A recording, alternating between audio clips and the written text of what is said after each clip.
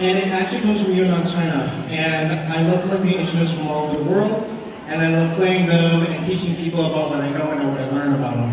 I also have released 2 albums, and they're on Spotify under the name Didgeridoo, D-I-J-U-R-I. So please enjoy. We'll play 2 songs with the Luther.